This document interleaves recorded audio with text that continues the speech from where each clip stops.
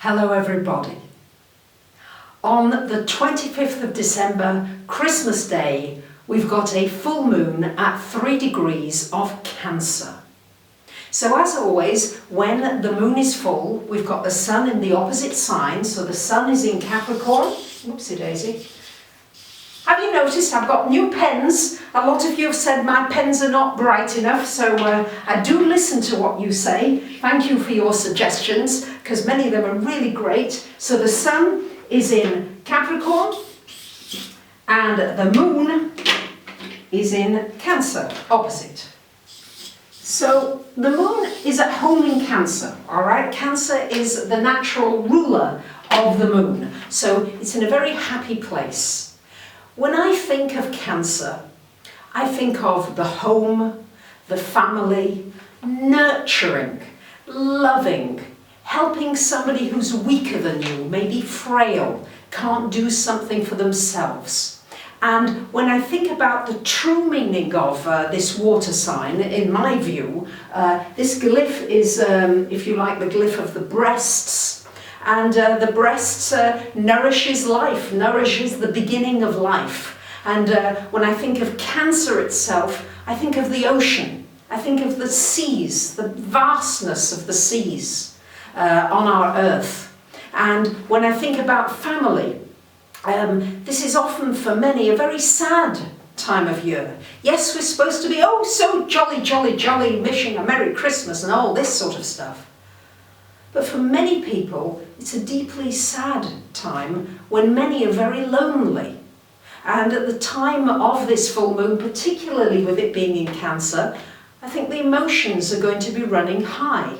I think it's going to be a very emotional time. And I think it's going to be a time when it's important to be extra sensitive and extra gentle, not only with yourself, but with other people around you. I do see that at the time of this full moon that we need to reach out to one another more. We've got Uranus, planet of awakening, going direct at the time of this full moon. Uranus in Aries going direct. Now Uranus has been retrograde since the 26th of July. And when a planet goes direct, it becomes very strong, it becomes very powerful. And Uranus direct in Aries, we've still got the very strong energy going on still of this square with Pluto going on. So we're seeing all kinds of things playing out in our world where we're still feeling as though we've got to fight for things, got to fight against one another.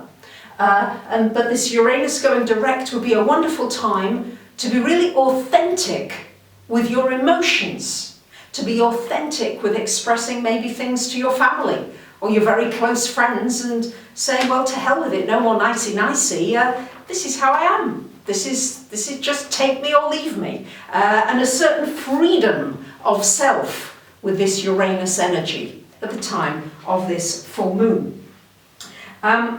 We've got a great aspect, a really lovely aspect, which is Mercury is trine to Jupiter. So lovely energy here. Mercury here in Capricorn, Jupiter in Virgo. And not only this, so this is really great for anything to do with great ideas. It's also very convivial here with nice conversation, interesting things to discuss. It also is a good aspect for negotiating anything as well. But not only that, it's making, whoopsie daisy, it's making sextiles, lovely sextile aspects here with Venus. Venus down here in Scorpio. Oops. Not used to these pens yet. So, these sextile energies, this sextile between Venus and Mercury, this just makes for nice, easy, enjoyable conversations, interesting things to be discussed, and just easy, nice and peaceful. And here we've got this lovely sextile between Venus and Jupiter. Well, this is great for love, it's great for gifts, for presence, for generosity, a feeling of wanting to give and to receive, and a really lovely feeling there with this whole energy going on.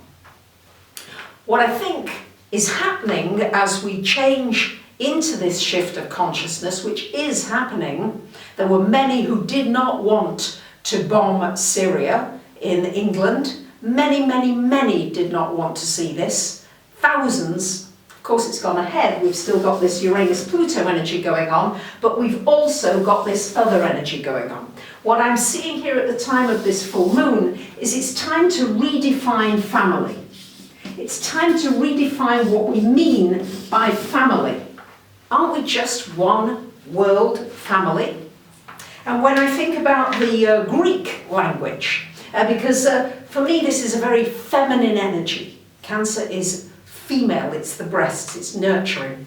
And so how do I nurture myself? Well, on those lonely nights sometimes I get Teddy. I've got my lovely Teddy. And when I think of Cancer, it's like anything that's soft, anything that's nurturing.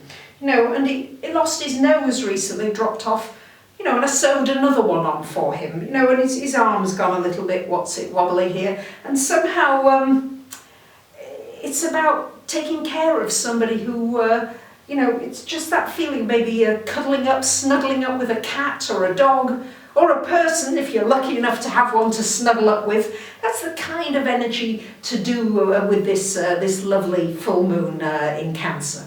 That's one of the things that I do for myself, to soothe and nurture myself. So how do you soothe and nurture yourself? Because of course you must put yourself into the picture as well. And when I think of Greek, all the important Greek words to do with family are the feminine words. There are 3 genders in Greek, masculine, feminine, neuter, but ikoienia, the family, is a female word. Ikadia, the heart, is female. The Greek people, I find, are very kalikadia. They've got warm hearts. When I walk up and down the street in the area that I'm staying in at the moment, I know everybody.